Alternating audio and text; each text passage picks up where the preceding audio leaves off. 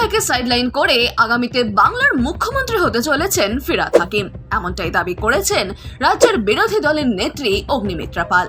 রাজ্যের কিছু ঘটনা থেকেও সেই বিষয়টাই স্পষ্ট। বিশ্বকর্মা পুজোর ছুটি বাতিল, অন্যদিকে তার বদলে ঈদের ছুটি একদিন থেকে বাড়িয়ে 2 দিন করল ফিরহাদের পুর কমিশনার কর্তারা। এই ঘটনার তীব্র প্রতিবাদ জানিয়েছেন বিরোধী নেতা জগন্নাথ চট্টোপাধ্যায়। কলকাতা পুরসভার এই সিদ্ধান্তে পশ্চিমবঙ্গকে পশ্চিম বাংলাদেশে পরিণত করার এক চেষ্টা বলেই দাবি করেছেন তিনি।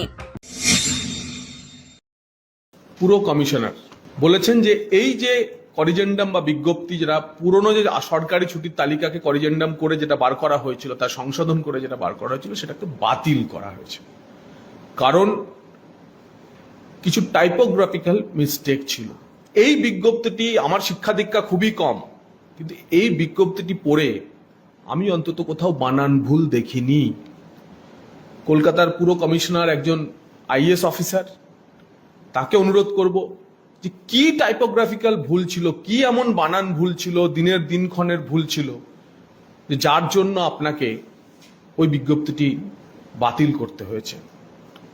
কলকাতা পুরসভার এই বিজ্ঞপ্তি বাতিল আসলে বাংলার সনাতনী সমাজে জাগ্রত রূপের চেতনার যে বহিঃপ্রকাশ হচ্ছে, তাতে ভয় পেয়েছে কলকাতা পুরসভা এবং তার মালকিন এবং তার মূল যে হোতা জনাব ফিরহাদ সুহরাওয়ার্দী হাকিম। জগন্নাথ চট্টোপাধ্যায় আরো বলেন, যে রাজ্যের মুখ্যমন্ত্রী অমৃত কুম্ভকে মৃত্যু কুম্ভ বলেন, তার প্রিয় নেতা ববি বিশ্বকর্মা পুজোর ছুটির বাতিল করে ঈদের ছুটি 2 দিন বাড়াবে, সেটাই তো স্বাভাবিক। তার রাম নামে আপত্তি, রাম মন্দিরে আপত্তি, কুম্ভে আপত্তি, কুম্ভের অমৃত স্নানে আপত্তি, কলকাতার বুকে সরস্বতী পূজায় আপত্তি, এখন বিশ্বকর্মা পুজোয় কলকাতার স্কুলগুলিতে পালনেও আপত্তি। তিনি বাড়াতে চাইছেন ঈদের ছুটি, এবং নিশ্চিতভাবে দুধেল গাইদের জন্যই, তার ভোট ব্যাংকের জন্যই এই নীতি। এই ঘটনায় শোরগোল শুরু হতেই বিজ্ঞপ্তি বাতিল করে আধিকারিকদের ওপর দায় চাপিয়ে দিল কলকাতা পৌরসভা। কলকাতা পৌরসভার শিক্ষা বিভাগের জারি করা এই বিজ্ঞপ্তি প্রকাশ্যে আসে। তাতে পুরসভা পরিচালিত হিন্দি মাধ্যম স্কুলগুলির ছুটির তালিকা পরিমার্জন করা হয়েছে। সেই বিজ্ঞপ্তিতে 17 সেপ্টেম্বর বিশ্বকর্মা পুজোর ছুটি বাতিল করা হয়েছে বলেই জানানো হয়। রাজ্যের আবহাওয়া যে কোন দিকে গড়াচ্ছে তা এখন সাধারণ মানুষের কাছে অনেকটাই স্পষ্ট।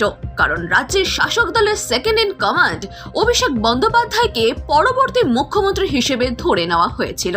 বর্তমানে শাসক দলের ভিতরে কোণঠাসা হয়ে পড়েছেন অভিষেক। শাসক দলের মূল কাণ্ডারি মমতা বন্দ্যোপাধ্যায়ও অভিষেককে নিয়ে সন্তুষ্ট নন, তা তিনি বুঝিয়েই দিয়েছেন। এই ঘটনা থেকে রাজনৈতিক বিশ্লেষকরা দাবি করেছেন, মুখ্যমন্ত্রীর একমাত্র ভরসার পাত্র ফিরহাদ।